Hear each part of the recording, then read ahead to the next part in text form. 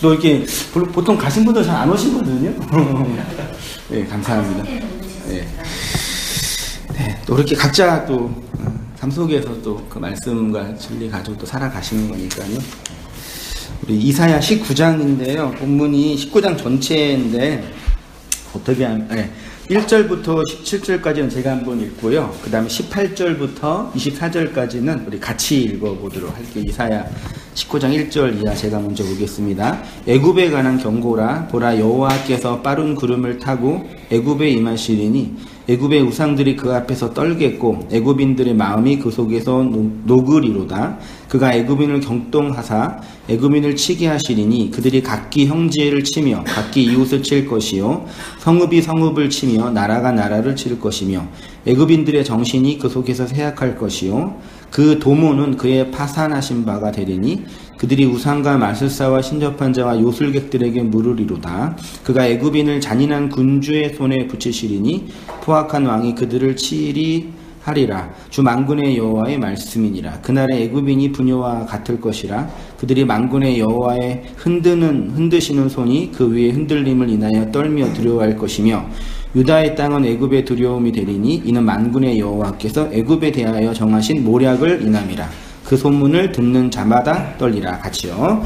그날에 애굽 땅에 가나안 망원을 말하며 만군의 여호와를 가리켜 맹세하는 5 소금이 있을 것이며 그 중에 하나를 멸망의 성읍이라 칭하리라. 그날에 애굽 땅 여호와께서 제단을 잇겠고 병영에는 여호와를 위하여 기둥이 있을 것이요 이것이 애굽 땅의 만군의 여호와를 위하여 징조와 증거가 되리니 이는 그들이 그 압박하는 자들로 말미암아 여호와께 부르시겠고 여호와께서 그들에게 한 구원자 보좌를 보내사 그들을 건지실 것임이라. 여호와께서 자기를 애굽에 알게 하시리니 그날에 애굽이 여호와를 알고 제물과 예물을 그에게 드리고 경배할 것이요 여호와께서 서원하고 그대로 행하리라. 여호와께서 애굽을 치실지라도 치시고 고치실 것이므로 그들이 여호와께로 돌아올 것이라. 여호와께서 그들의 간구함을 들으시고 그들을 고쳐주시리라. 그날에 애굽에서 아수르로 통하는 대로가 있어 아수르는 애굽 사람으로 가겠고 애굽 사람은 아수르로 갈 것이며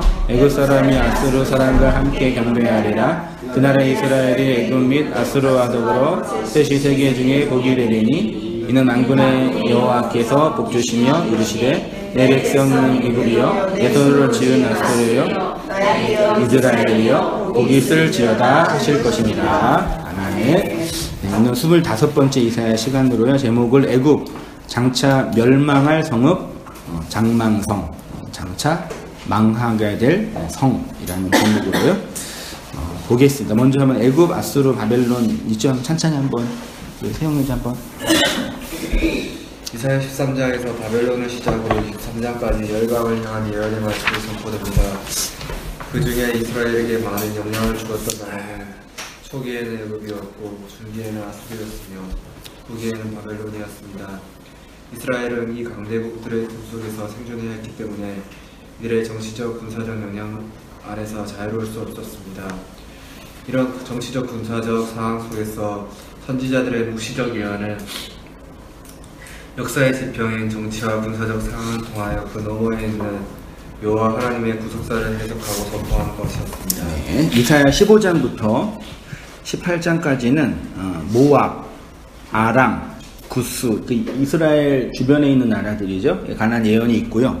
19장은 이제 애굽에 관한 말씀이 기록되어 있는 예언이. 그래서 제가 앞에 이제 좀 편집을 했어요. 너무 길어가지고 1절부터 15절까지는 소위 말해 애굽을 향한 이제 심판, 경고, 저주의 말씀이 선언되고 18절부터는 좀 분위기가 바뀌어요. 그러니까 그들을 구원하고 심지어 이제 어디죠? 25절에 가면은 애굽이 누구의 백성이라고 표현하고 있어요? 내 백성, 하나님의 백성. 그러니까 이스라엘의 선민 신학과 관점에서 볼 때는 완전히 그 신학적 완전한 진보죠. 애굽이 누구 백성이라고요? 하나님 여호와 백성이라고. 어떤 의미에서 이제 이방을 향한 메시지라고 말하기 무색할 정도로 하나님이 그 당시에 모든 열방들을 향한 하나님 백성이라는 그런 사고가 있어요. 그래서 성경 맨 뒤에 보면 지도 있어요. 그래서 지도 잠깐 보시면 되는데 제가 지도를 잘 못 그려서 죄송하지만 이게 지중해예요. 지중해고 여기가 홍해 뭐라 그러죠?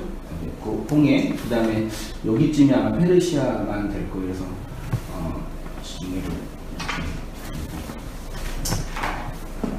여기가 이제 가나안이죠. 여기가 이제 어디예요? 소아시아. 여기가 이제 로마 이렇게 있죠. 그래서 가나안이고, 그다음에 그 애굽은 어디 있죠? 여기 있죠. 이렇게 애굽이 있고, 애굽에 흐르는 강이 나일강이고, 아래쯤이 어느 나라예요? 그게 구스예요. 들어보셨죠? 그 다음에 위에 있는 강이 티그리스인가? 네, 티그리스 강. 아래에 유브라데스 강이 있죠. 티그리스 강 중심으로 번성한 나라가 아시리아. 유브라데스 강 중심으로 번성한 나라가 바벨론이에요. 그리고 이 가나안 위에 조그만 나라가 아람이 있고, 그다음에 여기 뭐 모압 이렇게 있고, 이렇게 등등 있는 거예요. 그러면 이제 그 하나님의 백성 아브라함이 처음 부름받은 곳이 어디죠? 갈대아 우르죠. 그게 어디예요? 글자가 참 더럽네. 우르가 여기쯤 되겠죠? 바벨론 우르에 있다가 어디로 갔어요? 하란 여기쯤에 있어요. 하란으로 갔다가 어디로 가요? 가나안으로 들어가잖아요. 가나안 들어가고 거기다가 다시 어디로 가요? 아브라함이 애굽으로 내려가서 여기서 이제 그 자손들이 이제 정착하죠. 여기서 몇 년 있어요? 애굽에 약 400년 정도 있다가 모세를 통해 나가다가 어디에서 헤매요? 광야에서 40년 헤매고 가나안에 입성하죠. 입성하고 끝난 게 아니라 어떻게 돼요? 여기 있다가 기원전 722년경에는 아수르로 다시 팔려가고 580년경에는 바벨론으로 갔다가 다시 또 어떻게 해요? 또 돌아가요. 그러니까 이스라엘 백성의 부분은, 그러니까 우리가 흔히 구원을 말할 때 애굽에서 어디로 가요? 광야로 가고, 광야에서 가나안이라는 세상 하나님의 백성의 구원의 과정, 그다음에 구원의 완성, 이런 세 단계는 좀 이런 과정이 있죠. 근데 이게 다 지도 안에 포함되어 있는 거죠. 그렇게 있다가 400년 침묵기가 지나고 1세기경 예수님이 예루살렘을 중심으로 종교개혁 운동을 하신 거죠.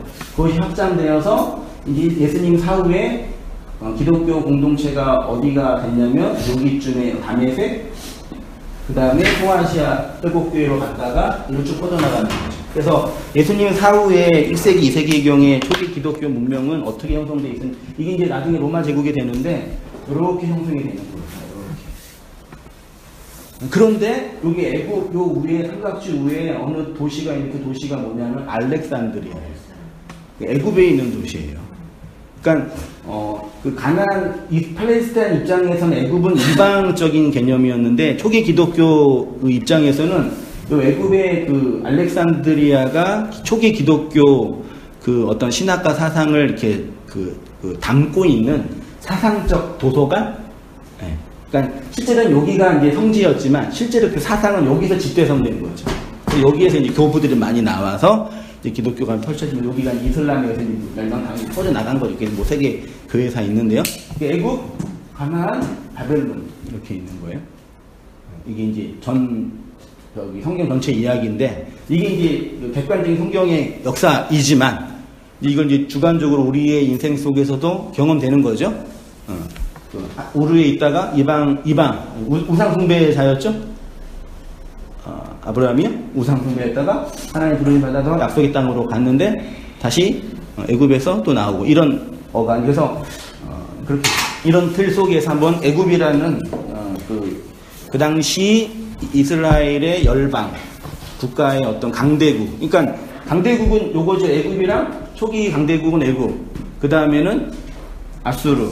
다음에는 바벨론. 그 다음에 이제 메데파사가 있겠죠. 그러니까 이 틀 안에서 가나안 안에 있는 이스라엘이 있었죠. 실제로 가나안은 원래 이스라엘 백성이었어요. 가나안에 원래 누가 살았었어요? 7 족속이 살았잖아요. 그래서 그거 치고 들어간 거잖아요. 그런 어간의 이제 애굽의 이제 측면을 잠깐 이제 보면서요. 성경 본문을 근거로 회복해 보겠습니다. 애굽을 향한 구원 읽을 차례죠. 한번 한번 읽어주세요.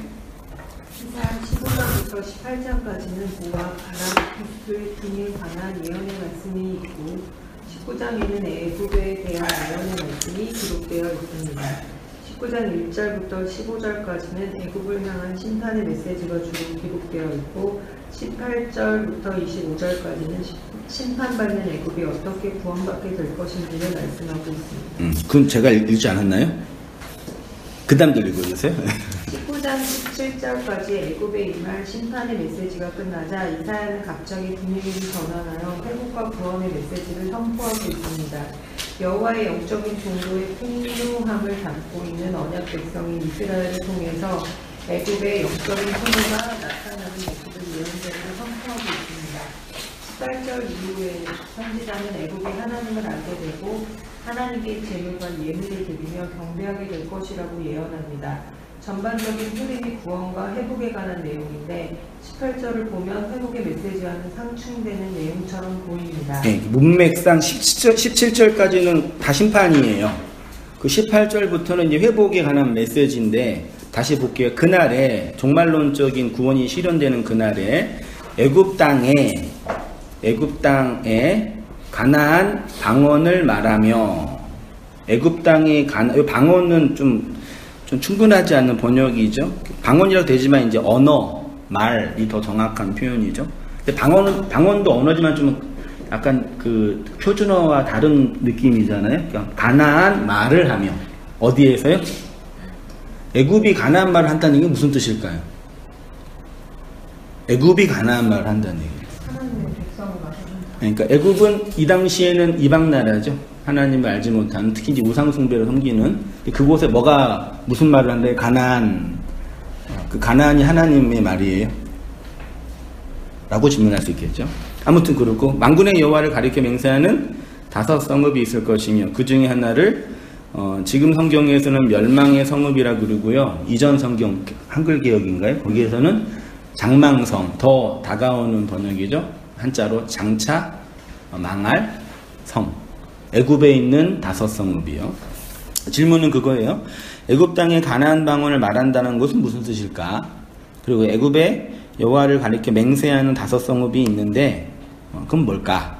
그리고 5 성읍 중에 하나의 성이 멸망의 성읍이 된다는 얘기는 뭘까라는 측면입니다. 요거를 이제 히브리어를 보고 잠깐 이게 번역을 해봤어요. 뭐 큰 차이는 없지만 그날의 애굽 땅에 만군의 여호와로 맹세하는 가나안 말을 하는 5 성읍이 있을 것인데 그 중에 하나가 멸망의 성읍이라 정할 것이라. 그럼 이제 애굽의 의미를 살피기 전에 가나안의 의미를 잠깐 성경을 통해서 정리해 보면은요. 성경에서 가나안은 양가적 의미가 있습니다. 부정적인 의미로는 가나안의 7 족속이 살았던 곳으로 언약 백성의 입장에서는 하나님을 거역하고 대적하는 세상 욕망, 그런 귀신의 나라 등등으로 표현되고 있죠. 그래서 신명기 7장에서도 하나님이 가나안의 여러 족속들을 멸하여 쫓아내신다고 표현하고 있죠. 그래서 가나안 7 족속을 멸하셔서 그 땅으로, 그러니까 이스라엘 백성의 입장에서 애굽에 있다가 가나안으로 들어가는 거는 하나님이 주시는 약속의 땅으로 들어가는 거지만 가나안 민족들의 입장에서는 이스라엘 민족이 어떤 사람들이에요? 자신들을 침공하는 나쁜 사람들인 거죠. 근데 그걸 하나님이 허락했다는 얘기는 이스라엘에게 언약의 땅을 주시는 측면도 있지만 가나안 족속들을 뭐하는 의미예요? 네, 심판하는 의미로 이스라엘을 사용한 거죠. 2가지 의미가 가나안에 있는 거죠. 이스라엘 백성에게는 약속의 땅이지만 하나님의 입장에서는 거기 있는 사람들은 하나님이 심판해야 할 악한 족속들이다라는 거죠. 그 얘기가 이제 하나님의 심판을 기다리는 땅이죠. 한번 집사님 읽어주시겠어요? 하나님의 아브라함의 자손이 가나안 땅을 약속하시던 450년이 지나서 주신 이유 중에 하나가 가나안 땅에 죄와 악이 가득하지 않기 때문이라고 하셨습니다. 그들의 죄가 가득할 때까지 하나님이 기다리시고 있다고 할 정도로 가나안 땅은 하나님을 거역하고 대적하는 저주의 땅이라는 것입니다. 그런데 이런 부정적인 의미만 있는 것이 아니라 하나님의 약속과 무언가 의식을 상징하는 것입니다. 그래서 이제 출애굽기에 이제 그 땅은 아름답고 있죠.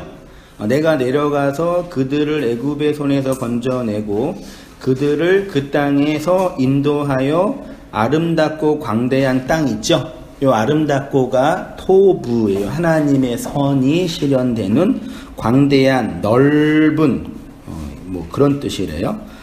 땅, 젖과 꿀이 흐르는 땅, 곧 가나안 족속, 헷 족속, 아모리 족속, 브리스 족속, 히위 족속, 여부스 족속 지방에 데려가려 하노라. 가나안은 이런 부정적인 의미뿐만 아니라 긍정적인 의미로도 사용이 됐죠. 구약에서는 아름답고 광대한 땅으로, 젖과 꿀이 흐르는 땅으로 하나님의 언약과 약속이 있는 천국의 모형을 설명하죠. 그래서 애굽에서 나와서 광야를 거쳐 약속의 땅으로 들어가는 거죠. 하나님이 이스라엘을 구원하시는 과정으로 애굽에서 끄집어내어서 광야로 인도하신 후 약속의 땅인 가나안에 들여놓으시는 거죠. 이 가나안은 구원의 종말론적인 완성. 신약에서는 예수님이 오셔서 어떤 땅을 말씀해 주셨어요? 하나님의 나라라는 하나님 나라의 땅을 약속해 주셨잖아요. 예수님이 표현했던 하나님 나라, 천국의 구약적 버전이 어느 나라 땅이라고요? 가나안 땅이라고요. 천국이요. 하나님 나라. 하나님의 통치가 실현되는 곳에 대한 표현인 거죠.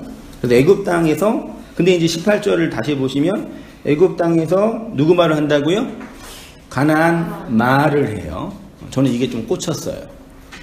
그런 부분을 한번 생각해 봤는데 이렇게 한번 정리해 보겠습니다. 성권사님이 읽으실 수, 3페이지에 언어의 기능 한번 읽어주세요. 우리가 언어를 사용하는 이유는 다른 사람과 의사소통을 하기 위함입니다. 그 의사소통을 통해서 물건을 사고 팔기도 하고 감정을 표현하기도 하며 정보와 지식을 나누기도 합니다. 그래서 인간 사이성은 기초를 언어 사용 능력이라고 하는 것입니다. 죄송합니다. 그런데 만약 인간에게 언어라는 기능 자체가 없어진다면 어떻게 되겠습니까? 그것은 마치 어두운 독방에 홀로 있는 것과 같은 모습이 될 것입니다. 그런 측면에서 존재와 언어는 밀접한 관계가 있지요. 하이데거가 말했던 것처럼 언어는 단순히 의사소통 기능의 영역만 있는 것이 아니라 존재를 구성하는 집이다라는 거죠. 그러니까 우리는 어디 집에 살아요? 언어라는 집에 살아요. 레미안 히스테에 사는 게 아니라 언어라는 집에 살아요. 비웃지 마세요. 놀자고 한 얘기입니다. 인간이 쓰는 언어의 본질 중에 하나가 구조라고 표현하고 있어요. 그래서 그 사람이 사용하는 말을 잘 듣고 그 말을 논리와 구조화하면은 그의 존재가 어떤 건지 어느 정도 규명할 수 있어요.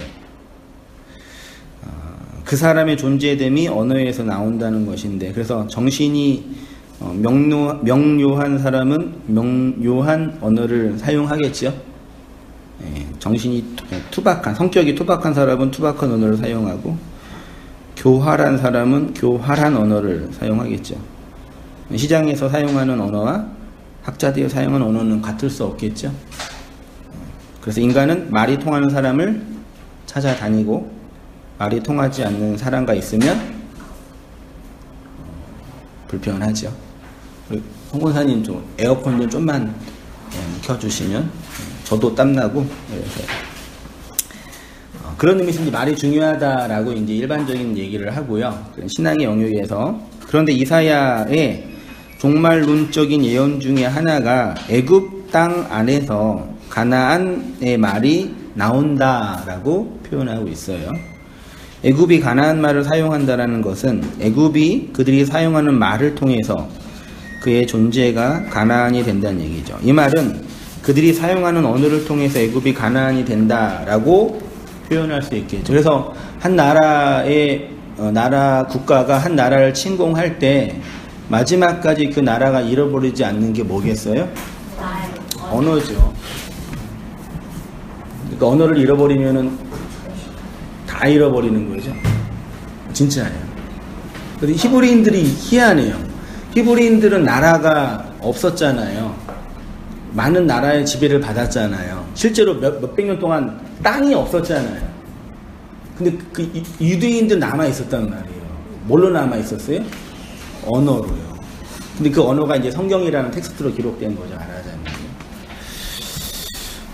그럼 이제 애굽에 있는 사람은 애굽의 언어를 사용할 거고, 가나안 백성은 가나안 언어를 사용할 거죠. 되게 중요하죠. 우리는 어떤 언어를 사용하냐. 이렇게 이빨이 올리셨어요? 아니 여기 앉는데 정통으로 와서. 아니 좀 온도를 또 내리시거나 바람을 좀 산산하게 나가게 해주시면 감사드리겠습니다. 산산하게. 또 세게 틀면 또 추워요. 그렇죠? 저도 땀 나가지고. 집사님 열 많으신 거예요? 한이 많으셔서 그러죠. 저도 열이. 갱년기라 그래요. 아, 갱년기. 집사님 지나셨어요? 여기는 아직 안 왔어요. 아직 어리잖아. 다시 이제 본문으로 와서, 예. 그런데 그 다음 말씀이 그 중에 하나가 멸망의 성읍이라 칭하게 될 것이다 라고 하죠. 이게 무슨 의미냐. 문맥상 애굽이 가나안 말을 사용한다라는 것은 구원과 회복에 대한 비유적인 표현이면 틀림없죠. 그런데 개혁성경에는 보면은 이 멸망의 성읍을 장망성, 망자가 들어가는 건 좋은 게 아니잖아요. 한국에. 망자 별로 안 좋아하잖아요. 근데 앞으로 망할 성읍이다. 어디가요? 애굽에 있는 5성읍 중에 하나가, 애굽이라는 곳에 하나님의 약속에 실현되는 가나안이 많이 흘러나오게 된다고 앞부분에서 말했는데, 뒤로 가서는 그 중에 하나가 장차 망하게 될 멸망의 성읍이 된다고 한다면, 성경을 읽고 있는 독자 입장에서는 일관성이 없는 거죠. 그렇죠? 그럴 때 이제 어떤 추론을 해야 돼요? 문맥이 안 맞을 때 어떤 추론을 해야 돼요? 그럴 수도 있고. 맞죠? 예. 겉으로는 나쁜 얘기인데 속에는 좋은 뜻이다. 그럴 수도 있고. 또 한편으로는 이제 해석의 어떤 틀이 좀 바뀌어야 되겠죠. 쉽게 말해 하나님 회복하신다고 하셨는데 그 회복의 내용이 멸망이라고 한다는 것은 앞지 않는 표현이겠죠. 멸망의 성읍, 장망성이라고 번역된 단어가 이르가 성이고요. 헤레스가 멸망이라는 뜻이래요. 요거 직역하면 그 멸망, 하가 있으니까 그 멸망의 성, 도시예요. 그러니까 어떤 걸 얘기하는 거죠. 멸망될 성이다. 멸망, 파괴될 성이다라는 얘기죠. 그러면 하나님의 구원과 회복이라는 것이 애굽을 멸망시키고 파괴시킨다는 거냐? 장차 망할 장망성은 애굽이지만 가나안 말을 사용한다는 곳이 되는데, 그런데 그 성이 멸망의 성이 된다는 것은 무슨 뜻이냐? 쉽게 말해 성이 망하고 성이 무너진다는 그 망함과 파괴의 본질이 뭐냐라는 얘기죠. 하나님 우리를 멸망시키는 분이세요? 세우시는 분이세요?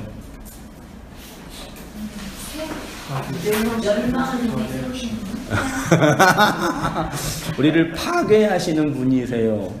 일으켜 세우시는 분이세요? 동급은 세우시는 분. 두 개 다예요? 가정수. 그럼 멸망이 회복이고 회복이 멸망인 거겠네요? 네, 있고. 그렇게 우리는 실제로는 내 인생을 멸망시키러 오시는 하나님을 감지할 때, 아, 멸망 뒤에 하나님의 구원이 있다라고 우리가 인정할 수 있을까요? 그게 신앙이겠죠. 근데 그게 어렵지, 현실 속에서는. 우리는 욥의 결론을 이미 알고 있기 때문에 이렇게 말할 수 있지만, 아직 우리 인생에 그 궁극적 결론은 없으니까 그 과정 속에 있다면 그런 어려움을 당하지 않을까요?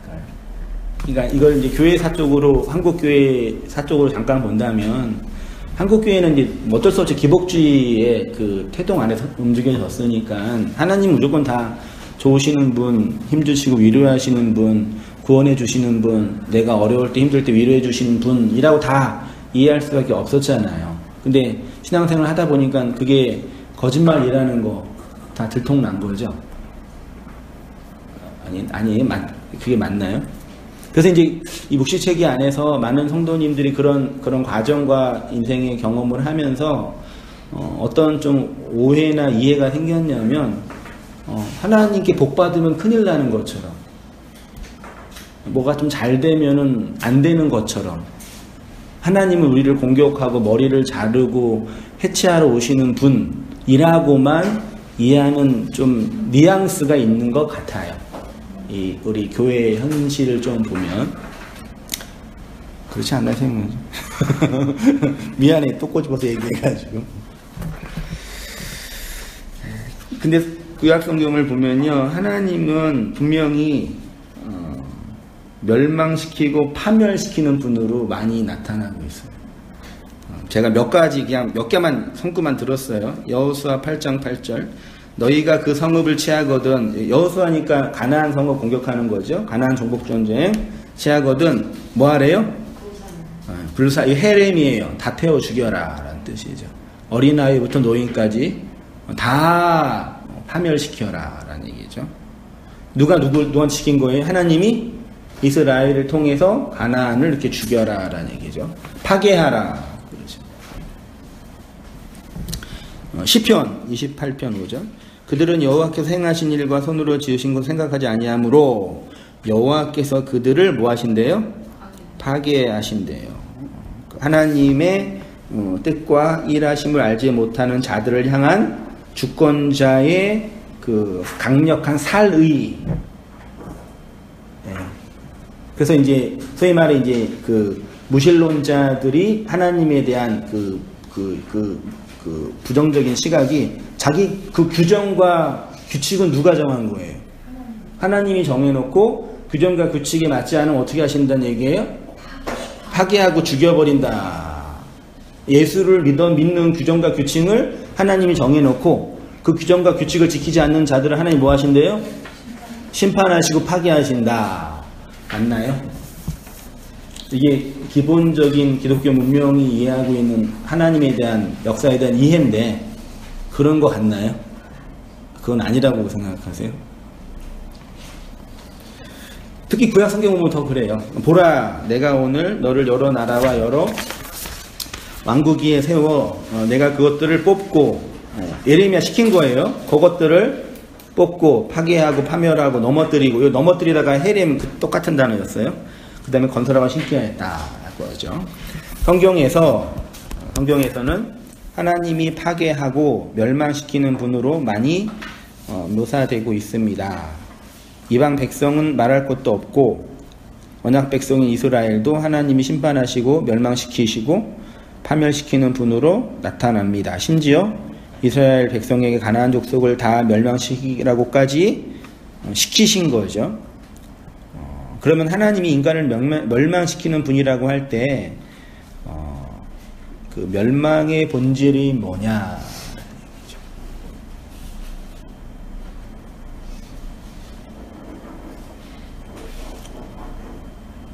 하나님 우리 파괴시키는 분이세요?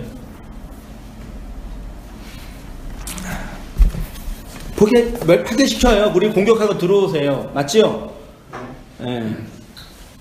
내 뒤에서 칼을 꽂으시는 분이라니까요. 아주 강력한 살인 도구를 가지고 나를 그 침공에 들어오는 그 바벨론 군인들이에요. 그 침공 속에서 나의 선악판과 주권이 다 해체당하여 포로로 끌려가는 실세가 되는 거예요.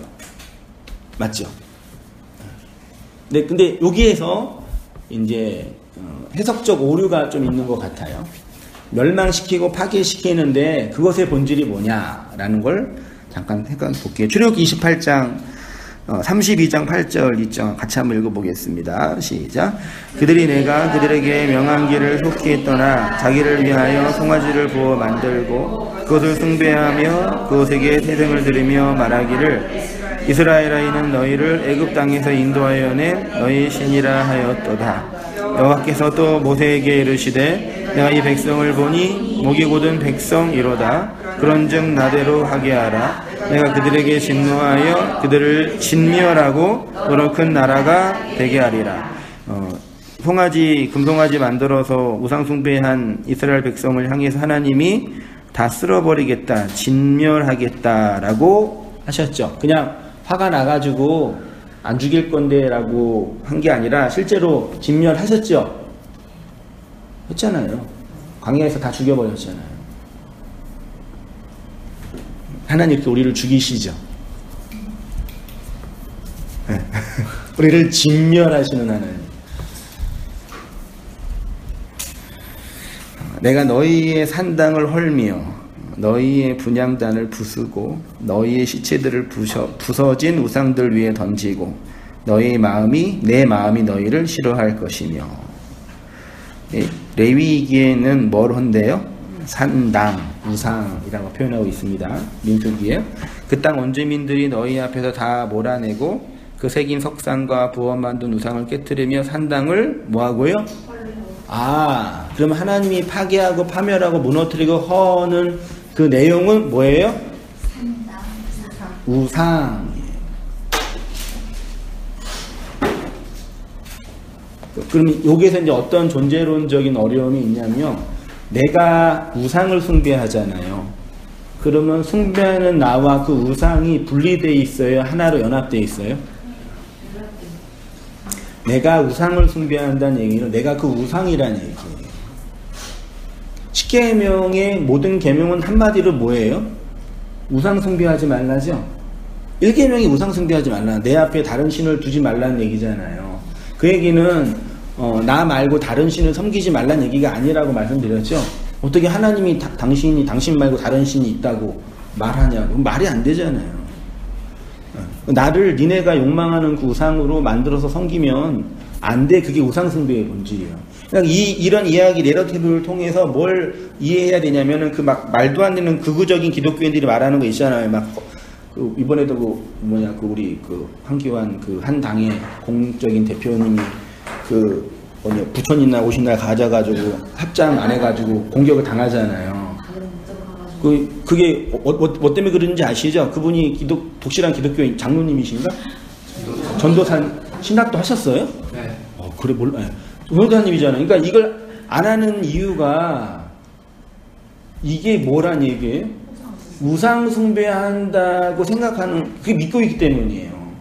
불쌍하게 절하는 게 우상 숭배라고. 이렇게 믿고, 요거는 못하겠다. 아니, 그럼 절간에 들어가는 것 자체가 우상 숭배 아니에요? 그렇게 말하면? 그러니까 이런 상에 대한, 이 상에 대해 절하는 것에 대한 혐오적인 그런 태도가 우리 개신교 진영에 있단 말이에요. 요것들에 대한 아주 문자적인 해석이죠. 문자 자체. 그렇다고 이거 하는 것 자체가 옳다 그런 얘기를 하고 싶은 게 아니라요. 그러니까 뭘 말하고 싶냐면요. 내가 누군가 우상을 숭배한다는 얘기는 그 우상과 내가 거의 존재적 연합이 하나 되어 있다라는 걸 말하는 거죠. 그래서 하나님 우리를 공격하러 들어오실 때, 내 우상을 공격하러 들어오시는 거죠. 근데 우리는 어떻게 자각해요? 나를 공격하는 부분을. 그러니까, 물론, 이거 구분이 안 되겠죠. 근데, 근본적으로 하나님이 우리를 공격하러 들어오신다라고 전제한다는 얘기는 나의 우상을 치고 들어오시는 거죠. 근데 그건 나를 공격하는 거란 말이에요. 요거 구분이 안 돼가지고 정신 못 차리는 분 너무 많아요. 네? 나를 공격하는 분으로만 이해해가지고 또 다른 의미에서 또 다른 우상을 만들어내고 있다니까요. 하나님의 그 말씀을 받으면서도. 그렇게 이제 설명된 것 중에 하나가 이제 10가지 재앙인데, 성경에서 애굽이 상징하는 대표적인 것이 우상숭배예요. 특히 애굽에서는 더 많은 우상이, 물론 그 당시에 모든 나라가 다 우상숭배했지만요, 애굽을 하나님이 그 당시에 선택해서 이것들을 통해서 그림으로 보여준 이유 중에 하나가 요 애굽의 핵심이 뭐라고요? 우상숭배예요. 근데 애굽이 히브리어로 미츠라임이거든요. 요 미츠라임이 밑자 큰가 어디서 왔는데 그게 요새예요. 요새화하다, 참호를 만들다. 그러니까 요새는 근본적으로 뭐예요? 자기를 지키기 위한 섬을 만드는 거잖아요. 그게 애굽의 본질이라니까요. 그러니까 우상 숭배는 내 밖에 있는 신을 나랑 동일화해서 숭배하는 그 1차원적인 행위가 아니라요. 나를 지키기 위한 뭘 만드는 거예요? 네. 캐슬. 요 성을 만들어서 거기에서 타자를 공격하여 취하는 존재로 있는 거예요. 여러분 개인이 확장되면 뭐가 돼요? 우리 개인이 확장되면 사회가 되고 사회가 확장되면 뭐가 돼요? 국가가 되잖아요. 폭력은 정당해요, 정당하지 않아요? 정당하지 않죠? 사람 죽이는 거 정당하지 않죠? 근데 폭력과 사람을 죽이는 게 정당화되는 시스템이 어디예요? 국가예요. 국가가 아주 희한한 권력이 있는데 개인으로는 나쁜 거라고 정지하는 행동들을 국가가 하면은 옳은 게 돼요. 그거는 무슨 뜻이냐면 국가는 개인의 확장이라니까요. 네? 국가가 만들어진 배경. 그러니까 인간 존재가 자기를 지키기 위해 누군가를 죽이려고 만든 그 집단이 국가에 말하자면요. 물론 자기를 보호하고 있는 방식도 있잖아요. 부정적으로 얘기하는 부분도 있지만요. 애굽이 그걸 얘기한다. 애굽이라는 그 단어 자체가 표현하고 있는 게 요새화된 인간. 자기 성 만들어 그 성의 참호에 박혀서 자기를 지키기 위한 존재 방식. 그건 뭐 신약의 구원론적으로 표현하면 자기의. 성경에서 여호와 하나님이 애굽에 있는 이스라엘을 구원하기 위해 보내신 10가지 재앙의 핵심은 애굽의 신들을 하나하나 경파해 가시는 모습이겠죠. 피개입파, 악질, 독종, 우박, 메뚜기, 흑암, 피개입파, 악도구매 뭐 이렇게 기억나네요. 외웠던 거. 안 외워 쓸데없는 거죠. 저는 심지어 시험 봐야 됐었으니까 어쩔 수 없이 외웠죠. 피개입파, 악도금, 흑장미파 이렇게 했는데 흑암, 장자의 죽음 이렇게 했는데 10가지 재앙이 결국 뭘 공격하고 오시는 거예요. 애굽의 신들을 하나 이렇게 나일강부터 쳐가지고 계속 쳐서 들어와서 치고 들어와서 마지막 하나 뭐 죽여요? 그게 우리예요. 그렇죠? 우리가 자기를 지키기 위한 방식으로 만든 우상의 진들. 그래서 전쟁 용어에서 마지막 하나까지 지키는 그게 최후의 보루라 그러나요? 마지막 그 경계선이 무슨 선이라고 그러죠? 그게 있잖아요. 마지노선. 그게 우리 안에 마지막 하나가 있어요. 그래서 심리적으로 우리 인간을 볼 때 하나님과 관계에서 개인의 관계에서 볼 때요. 각자의 다 마지노선이 있어요, 없어요? 저도 있고 우리 장로님도 이렇게 다 있어요. 그래서 여기까지는 내가 좀 개방해서 보여드릴 수 있는데 여기는 내가 죽어도 못합니다 라는 그 선이 우리 안에 다 있지요. 하나님은 그걸 치고 끝까지 공격하고 들어오시는 분이라는 이해가 우리 안에 있는 거죠. 이 10가지 재앙은 애굽의 10가지 열로 설명된 우상이에요. 그러니까 우상이 10개만 있었겠습니까? 수없이 많이 있었겠죠. 근데 그걸 10이라는 숫자로 설명한 거죠. 애굽을 10가지 재앙으로 심판하신다는 것은 여호와 하나님은 다른 이방 신들보다 더 강하고 힘이 센 존재라는 것을 증명하는 것이 아니라 여호와 하나님 외에는 다른 신이 없다라는 걸 유일신이라는 걸 증명하는 방식으로 오신 거죠. 애굽에는 10가지 재앙이 떨어졌고요. 이스라엘 백성에게는 10가지 뭐가 떨어졌어요? 말씀이 떨어졌잖아요. 근데 10계명 자체가 1계명이 나 외에는 다른 신을 내 앞에 두지 말라였잖아요.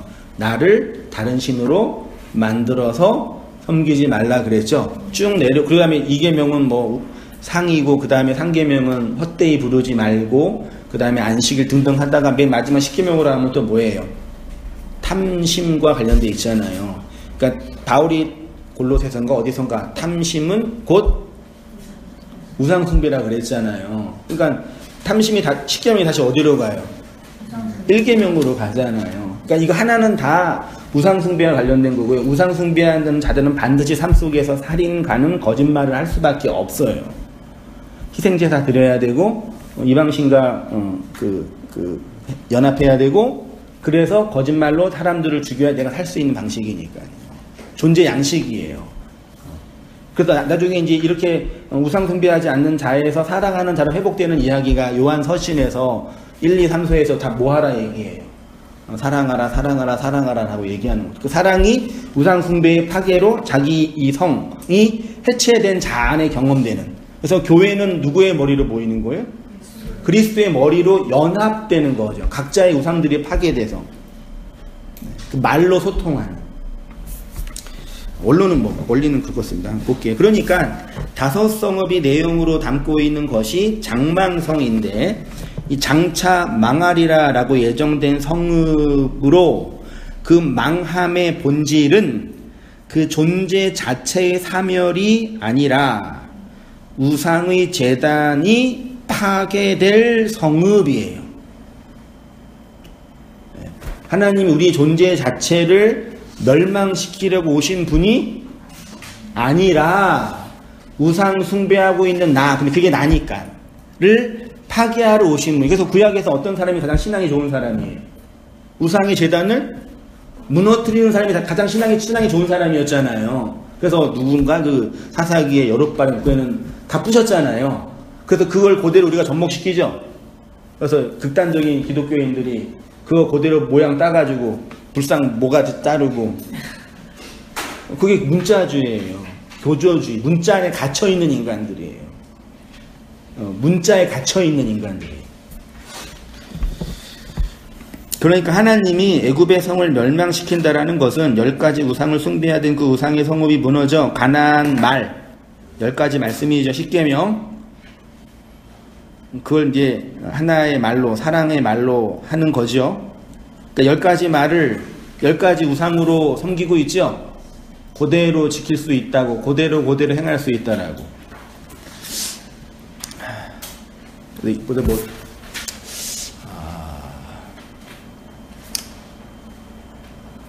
고난을 너무 많이 받으면 어떤 사람이 되나요? 상처를 많이 받으면 어떤 사람이 되죠? 어려움을 많이 당하고. 우리 그런 말 하죠. 우리 자녀들 결혼시킬 때 배우자 감으로 흔히 어르신들이 좋아하는 배우자감이 뭐예요? 누구예요? 네? 평탄하게 큰 상처와 어려움 없이 사랑받으면서 자란 아이를 선호하죠. 뭐 배경은 둘째 문제고요. 근데 반대로 평탄하지 않고 상처를 많이 받고 그런 어려움 속에 있던 사람들은 그걸 잘 극복해서 이제 성숙한 사람이 될 수도 있지만 그런 어려움 속에서 어떤 문제가 생기냐면 존재가 파괴돼요. 안 그러나요? 근데 그거를 신앙으로 접목해가지고 내 인생 속에서 하나님이 그렇게 나를 공격하러 들어오신 분이라고 해석해내거든요. 그래서 그런 어려움들을 극복하는 자원으로 사용하는데 거기서 이제 오류가 뭐냐면 하나님이 뭐 아쉬울 게 있어가지고 우리 인생을 공격하러 오시겠어요? 아닌가요? 나를 안 되게 하나님이 그걸 원하시겠냐고요. 그건 되게 왜곡된 그 해석이라니까요. 마치 어떤 분들은 보면은 하나님이 학대하는 걸 좋아하는 분처럼 맨날 자기 부인, 자기 죽음, 나는 맨날 자기 부인 한다고 자기 부인을 또 자랑하면서 자기 부인을 해요. 그게 자기 부인이에요? 너네 자기 부인 왜 안 해? 말이 그게 뭐예요?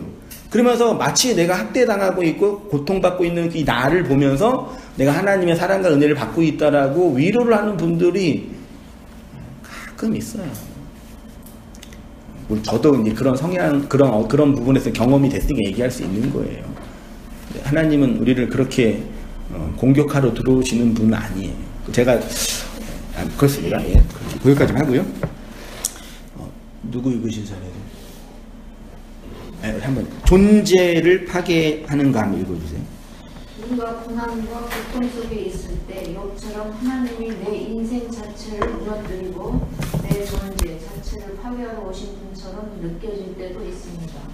고난을 거치고 인생의 깊은 터널 속에서 희미한 빛조차 보이지 않을 때 공포와 두려움이 밀려옵니다. 그러나 이는 하나님의 참된 계시를 받은 성도의 하나님의 인식일 수 있습니다. 여전히 하나님을 왜곡하여 자기 욕망으로 만들어내는 또 다른 우상을 만들어 숭배하고 있는 것일지도 모릅니다. 그러니까 신앙생활의 핵심은 우상을 숭배하지 않는 것이 목표가 아니라 하나님을 섬기는 것이 목표가 되어야 한다는 것입니다. 비진리인 내가 해체되는 것이 목표가 되어서는 안 되고 진리로 오롯이 세워가는 것이 중요한 지향점이라는 것입니다. 네, 그러니까 하나님이 우리에게 어떤 억하 심정이 있어서 내 인생 자체를 공격하고 무너뜨리고 파괴하기 위해 오시는 분은 아니시죠. 18절부터 25절까지 애굽에 임할 영적 풍요의 내용을 보세요. 잠깐 볼까요? 한글 성경에 번역된 것만 보더라도요. 제가 다 볼게요. 그날에 애굽 땅에 가나안 방언을 말하며 만군의 여호와를 가리켜 맹세하는 5성읍이 있을 것이며 그 중에 하나를 멸망의 성읍이라 칭하리라. 그날에 애굽 땅 중앙에 여호와를 위한 제단이 있겠고, 진정한 제단은 그리스도의 제단이에요. 그건 다 이해하시죠? 그 변경에 여호와를 위하여 기둥이 있을 것이요. 그것이 애굽 땅에서 만군의 여호와를 위하여 징조와 증거가 되리니 이는 그들이 그 압박하는 자들로 말미암아 여호와께 부르짖겠고 여호와께서는 그들에게 한 구원자이자 보호자를 보내사 그들을 건지실 것임이라. 여호와께서 자기를 애굽에 알게 하시리니 그날에 애굽이 여호와를 알고 제물과 예물을 그에게 드리고 경배할 것이요 여호와께서 서원하고 그대로 행하리라. 여호와께서 애굽을 치실지라도 치시고는 고치실 것이므로 그들이 여호와께로 돌아올 것이라. 여호와께서 그들의 간구함을 들으시고 그들을 고쳐 주시리라. 그날에 애굽에서 아수르로 통하는 대로가 있어. 우쪽입니다. 아수르 사람은 애굽으로 가겠고 애굽 사람은 아수르로 갈 것이며 애굽 사람이 아수르 사람과 함께 경배하리라. 그날에 이스라엘의 애굽 및 아수르와 더불어 셋이 세계 중에 복이 되리니 이는 만군의 여호와께서 복 주시며 이르시되 내 백성 애굽이여 내 손으로 지은 아수르여 나의 기업 이스라엘이여 복이 있을지어다 하실 것임이라. 선지자는 애굽이 하나님을 알게 되고 하나님이 받으시는 진정한 제물과 예물을 드리게 되며 장차 애굽 땅에는 가나안 방언을 말하고 교회의 여호와의 맹세, 다시 말해 여호와의 안식으로 우상을 파괴하는 성이라 불리게 될 것이라고 합니다. 다음 우리 김지사님 읽어주세요. 실제로 교회 역사를 보면 디아스포라 유대인들이 애굽의 알렉산드리아에 많이 정착하게 되고 예수님 오시기 전부터 여호와의 영적인 종교의 도움으로 구약 성경의 헬라어로 번역된 70인경에 번역되어 자칫 유대교의 동파운동으로 전락할 수 있었던 초기 기독교가 유대교를 극복하여 구약의 영적인 종교를 계승할 수 있는 기독교의 사상의 기지가 된 곳이 애굽 알렉산드리아입니다. 네. 그렇게 교회 역사 속에서 실현된 거라고는 이제 연결하는 게 좀 교회 역사를 보면은요. 그러니까 예루살렘은 그 성전인 그 참재 성전은 아니지만 곳이지만 실제로 사상적 기전, 그러니까 초기 유대교는 그냥 히브리 문명이잖아요. 여기 가나안에 있는 강대국 속에 있는 조그만 그냥 그런 촌 구석에 있는 나라였단 말이에요. 근데 그 조그만 그 유대교의 하나님이 그 당시에 가장 강력한 종교 문명이 그리스 헬레니즘 사상이었잖아요. 거기 안에서 그냥 사라지고 없어지지 않고 세계 종교라면 그렇지만 세계로 뻗어나갈 수 있는 사상적 기저가 여기서 정리가 된 거죠. 헤브라이즘이 그 틀을 가지고 신약으로 뻗어나간 거죠. 물론 그 안에는 성령의 역사와 교회 전도 운동도 있었겠지만, 그러니까 애굽이라는 그곳에 자기 성, 자기 요새화된 그곳에 하나님 침공하고 들어와요. 그 성을 해체하여 교회로 하나님의 사랑을 받은 자로 세우니까 예루살렘과 유다와 사마리아와 땅끝까지 이르러 그 진리를 증거하는 그 사랑의 존재가 된 거죠. 여호와 하나님이 애굽 같은 우리에게 당신 자신을 어떻게 계시하시고 알게 하십니까? 내가 여전히 나를 지키기 위해 만들어 놓은 우상들을 파괴하심으로 당신 자신을 계시하시고 건네주시고 알게 하십니다. 그러니까 우리가 하나님을 좀 안다라고 할 때 그 알의 전제는 내가 마음과 삶과 언어로 만들어낸 내 우상들이 무너지고 파괴된 경험치 정도까지만 하나님을 알 수 있는 거겠죠. 애굽이라는 단어 자체의 뜻이 요새화된 곳, 방어하는 성, 성벽이란 뜻에서 왔습니다. 그러니까 선악과 먹고 태어난 인간은 자기의, 자기의, 자기 욕망으로 요새화된 거대한 성이죠. 하나님이 이런 우리를 공격하여 함락하시는 분으로 오신 거죠. 공격당하여 다 무너지신 거죠. 돌 위에 돌 하나 없이 그냥 싸그리 무너지시는 거죠. 사모님 왜 안 보고 딴 데 봐요?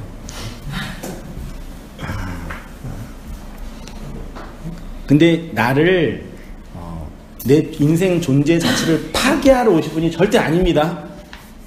그렇게 자학하거나 학대하지 마세요, 제발. 이게 뭐 선배님은 알아서 하시겠지만 그래도 왜 제가 이런 말을 많이 해야 되는지는 모르겠지만 그러지 마세요. 저는 그게 하나님의 사랑이라는 걸 자꾸 느끼게 되나요? 하나님의 사랑으로? 네. 네? 네. 그게 느껴지는 거예요. 그렇죠. 네. 그래서 나중에 이제 승복하게 되죠. 아, 이래서 내 걸 뺏어 가셨구나. 이래서 나를 다 무너뜨리신 거구나. 라는 그 사랑의 합일과 연합이 있는 거겠죠. 권사님 지금 은혜 받아서 우신 거죠? 농담입니다. 네. 마지막 읽고 마실게요. 그런데 인간 우상들은 자기 성 안에서 살아가는 존재인데 하나님이 그리스도의 머리 되심으로 우리 안에 들어와 이 성들을 무너뜨려 우리로 성벽 없는 자로 세워 가시죠. 그래서 그 스가랴서에 가면은 하나님이 이스라엘을 향해서 어떤 예언적 그 말씀을 하시냐면 예루살렘은 성벽이 없는 성이 될 거라고 하시거든요. 말이 안 되잖아요. 성벽이 없는데 그 성벽을 뭘로 세운다고? 하나님의 불성벽을 세울 거라고. 성벽이 없으니까 타자와 유통하고 소통하는 방식이 자유로운 거죠. 근데 그 성벽이 없으면 공격당하잖아요. 네. 그래서 불성벽을 지켜주시는 거죠. 전도의 본질이 여기서 시작되는 거죠. 내 성 가지고 함락군으로 가서 얘네들을 탈취하는 어떤 그런 부분이 아닌 거죠. 이런 그림 같은 언어가요. 아직 제가 요한일서는 다 안 봤는데 요한일서서 가면은 사랑이라는 언어로 이제 표현되는 것 같아요.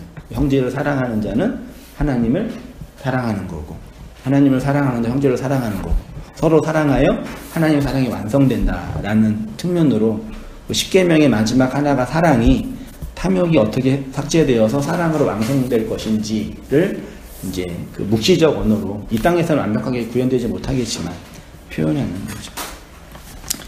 근데 그런 어떤 완벽한 어떤 그 사랑의 그 지점이 우리가 말씀 속에서 하나님의 일하심들을 경험하고 나의 그 욕망으로 만들어낸 우상들이 파괴되는 그 지점 속에서 자각하는 거죠. 아까 우리 집사님 이게 하나님의 사랑으로 나한테 밀려오는 그 은혜구나.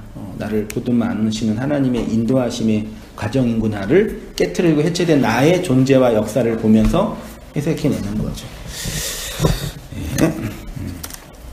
그래서 그렇게 하나님의 진궁을 받아 함락된 자들을 신약 성경이 교회라고 하고 성도라고 하고 사랑하는 자들이라고 합니다. 그래서 신약 교회는 그리스도의 진리의 말에 의해 무너진 자들이 그리스도의 머리 되심 안으로 연합하여 모여서 교제하고 그 사랑의 내용을 인생 속에서 그리스도의 머리 되심을 증언하여 전하며 살아가게 되는 거죠. 은혜 속에서 모두 살아가시는 우리 모두 성도님 되시기를 축원드립니다. 기도할게요. 하나님 아버지 함께 모여서 주의 사랑과 은혜 계시된 기록된 말씀들을 상고하고 나누게 하시니 감사합니다.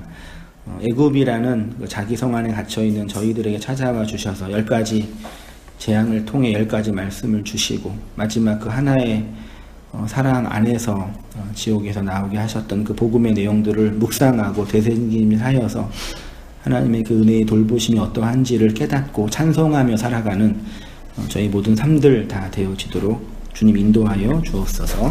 이제는 우리 주 예수 그리스도의 은혜와 하나님 아버지의 크신 사랑과 성령의 교통하심이 우리 모든 성도님들의 삶 속에 지금부터 영원까지 함께 있을지어다. 아멘. 네, 감사합니다.